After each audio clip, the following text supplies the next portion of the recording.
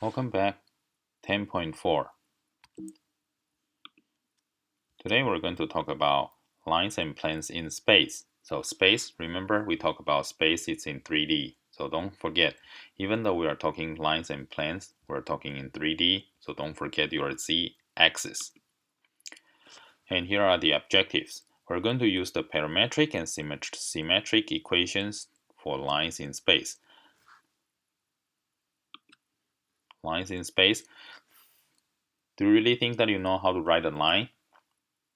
Well, in 2D, we practice a lot. We practiced writing a line, maybe starting from 6th grade, 7th grade into algebra and algebra 2, and we did review it at the beginning of pre-calculus. But how do you write lines in space? Is it going to be the exact same thing, y equals mx plus b? No, it's no longer like that. Here, when you write a line, we have to get the help from the vectors. So defining vectors, it has three components, x, y, z. So for example, if you have a value of a, b, c, how do I write a line? We're going to use the concept of direction vectors. Direction vectors, it is in parallel. It's the same directions, but we need a vector to write it. And how do you form a vectors? You need 2 points, obviously, for line. It's not going to change. Not because we're in 3D, we need more than 2 points to form a line. Even though in 3D, we still need just 2 points. So please remember that. And you can have one called as the initial point, and then the other point as the terminal point. Initial and terminal, starting and end points. And then all you have to do is subtract the two. Initial to the terminal. Initial to the terminal. Initial to the terminal. So I'm reading it as in English. Then you have to think in math. Initial to terminal, you are subtracting it. It has the same direction as ABC. So it is equal ABC with the parameter values. And what are they? So how do I write it? Since it's in parallel, okay, you have to imagine in your head. Or let me just quickly go back to the slide. How do I find the... Oh, I cannot get out of the... You just keep on moving. I need to pause for a moment and restart from this slide.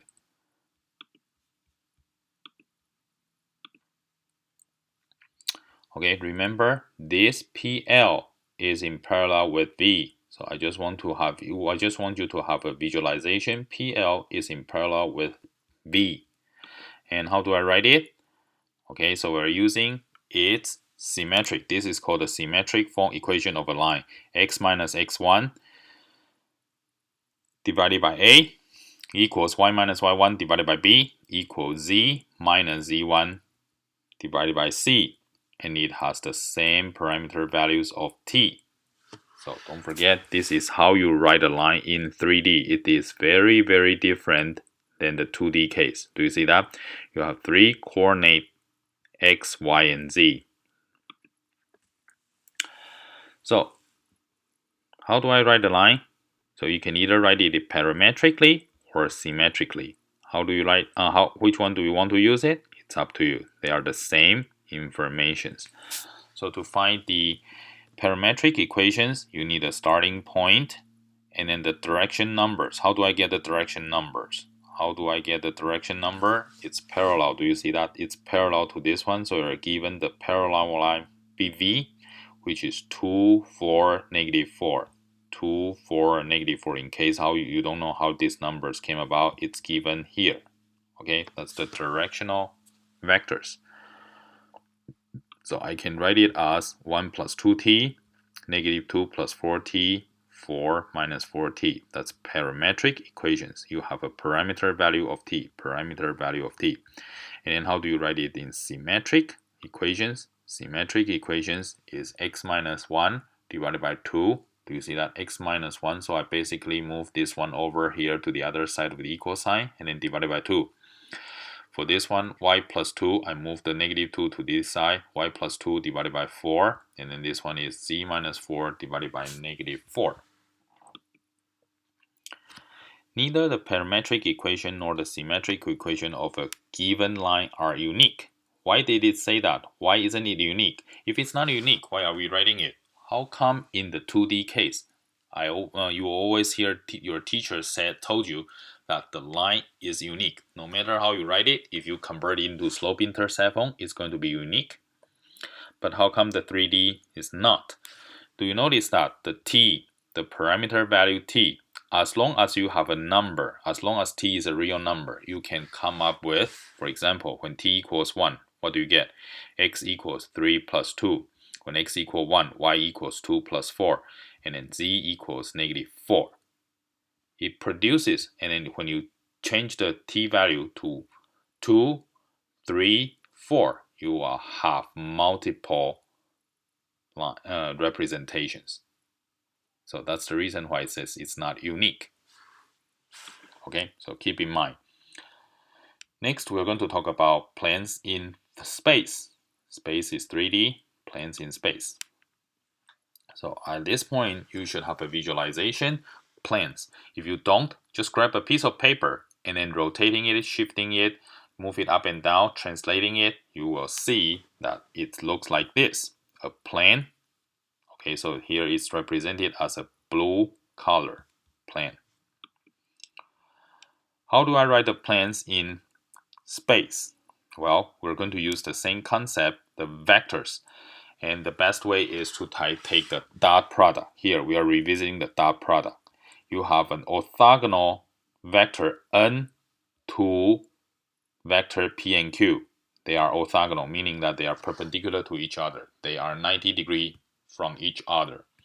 The dot product of two vectors that are perpendicular would end up as a value of 0. So the easiest way for you to write a plane, do you see that? Using this concept, when you have a vector that's perpendicular, that's orthogonal to the plane, the dot product is going to be 0. So we are using this characteristic. Okay, so if you're not able to visualize it right away, take a look at your desk. I'm assuming your desk should have a flat surface. And then you put a pen right on top of it, which make 90-degree angles. The plane that you're looking for, PQ, the vectors lies on your desk, PQ. And your pencil will be representing as the vector N, which is pointing directly upwards from your desktop, which is 90 degrees. And this is how you write the planes. It's that simple. The directional vectors A, B, C multiplied by x minus x1, y minus y1, z minus z1. So this is pretty easy and straightforward. So here you can definitely convert from this form into the general form. This would be considered as the standard form for the plane in space, and then this would be the general form. And then if you take a closer look, this is just a times negative x1 plus b times negative y1 plus c times negative z1 as your d value here. Okay, so if you can write the standard form, you can quickly convert it into the general form. So how do you find the general form of an equation of the plane passing through all these points? So you can pick anyone. You can pick anyone to form the form. If you name this one as P, Q, R, you can take PQ, you can take QR, or you can take PR. It's up to you.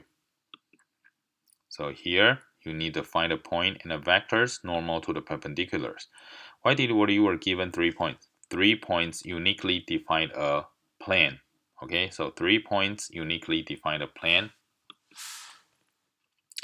So here's a visualization to help you figure out where are these points located. And then again, the blue one is the plane. So we need to find the component form of U and V. And then we can take the cross product to find the orthogonal vectors, perpendicular vectors, N. And if you don't remember how to calculate U cross product with V, be sure to revisit 10.3. So I'm not going to repeat that here again, but I would like to remind you IJK as the very first, and then U cross product with V. So definitely I'm going to put U first, -2, 3, 0, -2, 3, 0. V is the last one, so -4, 0, 3, -4, 0, 3. And don't forget, you are going to alternate between the signs, positive, negative, positive. So don't forget to put your sign in the correct pattern. And this is going to turn out to be a vectors that's normal to the given plane. And once you have that information, take any points. You have 3 points, so pick any points you like to write out. That's the standard form, right? And if you turn that into general form, and you can definitely simplify it by dividing everything by 3, because all these numbers have multiples of 3. So you want to write your general form in the simplified case. And then of course you can plug the points back in. You can plug these points back in to check your answer, whether it equals to 0 or not. And you definitely want to do that yourself. And how do you calculate the angles between two planes? Again, you can use the vectors that's perpendicular to each plane and then use the dot product to find it. Do you remember we talked about this in 10.2 using the dot product? The definition of cosine is the dot product between the normal vectors of the two planes then divided by the length of the planes. So you can give that a try. Sketching. How would I sketch it? Well, the easiest way, do you notice that? This is 3x plus 2y plus 4z. So the easiest way for me to sketch it would be to find the x-intercept, the y-intercept, the z-intercept. So how do I find x-intercept? How do I find y-intercept? How do I find z-intercept? Well, at this point, I'm assuming that you know, for me to find the x-intercept, I'm going to make this as 0, this as 0, so 3x equal to 12. That means my x is going to be 4. Using the same concept, you can find the y-intercept, you can find the z-intercept. So yx, the x-intercept would be 4, 0, 0. The y-intercept would be 0, 6, 0. And then the z-intercept, you can calculate that as well. So this way you can quickly make a sketch of the plane. Sketch of the plane. Isn't that easy? Okay. So, and then there are cases that where you might have a parallel cases. So here he discusses about the parallel cases. So you can take a look. And how about calculating the distance between a point and a plane? A point and a plane. So you can imagine that this point is away from this plane. If it's on this plane, of course, the distance would be 0. So it would be different. It would be away. So how do I calculate it? Do you see that? It gives you an idea here. I have the one that's normal to it. Okay, so normal. I'm going to use this one. It's just parallel, so it would be the same normal to it.